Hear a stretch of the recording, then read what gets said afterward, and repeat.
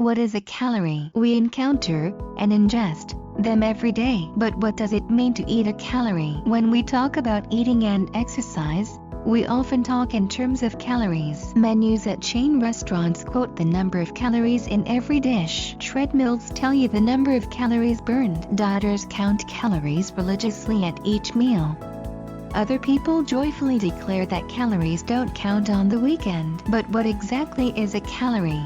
Anyway, the calorie is nothing more than a measurement, just like inches or kilowatts, says Lauri Wright, Assistant Professor of Nutrition and Dietetics at the University of North Florida and spokesperson for the Academy of Nutrition and Dietetics. It just represents how much energy is contained in the food or how much energy is used by the body. What's in a calorie? When we talk about calories in both our bodies and our food, we're actually talking about kilocalories, Wright says. A calorie, also called a small calorie, measures how much energy it takes to heat 1 gram of water by 1 degree Celsius. There are 1,000 of these calories in a kilocalorie, or large calorie, which measures how much energy it takes to raise 1 kilogram of water by 1 degree Celsius. From a scientific perspective, when we use the word calorie on nutrition labels, menus and calorie counters, we are actually quoting kilocalories. This article will use calories to refer to kilocalories. Researchers can determine how much energy a particular food or fuel contains by burning it in a device known as a bomb calorimeter. Heat from the reaction will raise the temperature of the water in the device. How much the temperature changes indicates the amount of energy in the food itself, says Wright. Foods deliver calories in the form of proteins, carbohydrates and fats. Carbohydrates, which include sugars, often come from fruits, vegetables and grain products. Protein can be found in nuts, beans and legumes and animal meat. And healthy fats often come from plant-based oils, some fruits and vegetables and fatty fish. Proteins and carbs each contain 4 calories per gram, and fats contain 9 calories per gram, Wright says. To create energy, our bodies convert these nutrients into glucose. That simple sugar fuels all the processes within the body. Not all energy from these nutrients is of the same quality. However, our bodies were designed to use carbohydrates for energy, says Wright. Carbs consist of hundreds of glucose molecules linked together, she explains, which our bodies can very easily break down into individual units of energy. Proteins and fats,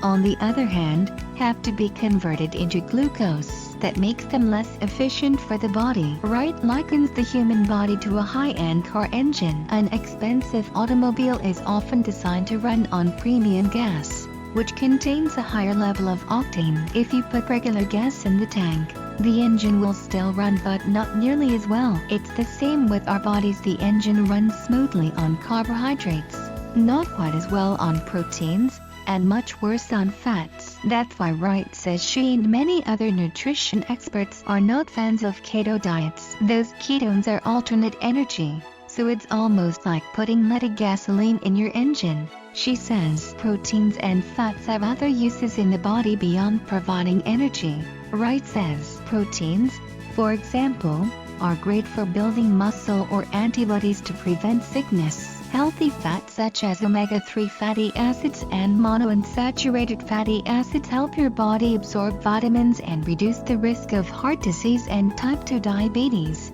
according to the Mayo Clinic. Counting calories. General dietary guidelines suggest that the average adult woman needs to consume about 2,000 calories a day, and the average adult man about 2,500. Wright says. While these numbers provide a ballpark metric, calorie requirements vary drastically from person to person, she says. How much energy your body needs varies based on many factors, including activity level, age, height and more. When you eat more calories than you need, the body will convert that unused energy into muscle, short-term storage, or fat tissues, long-term storage. This is a survival mechanism. If you aren't able to eat enough, your body will tap into these stores to fuel itself. The body once again is this amazing machine, Wright says. Consuming too much energy can lead to weight gain and health problems. A major culprit in the U.S., where obesity affects more than 93 million adults, are foods with empty calories. Soda is a good example, Wright says. It provides no nutritional benefit and a lot of calories. In your diet, you want to get the most bang for your buck, she says. You want foods that deliver calories as well as other nutrients like vitamins, minerals, proteins and fiber. Ultimately, calories aren't the enemy, Wright says. Many people hoping to lose weight get obsessed with the numbers.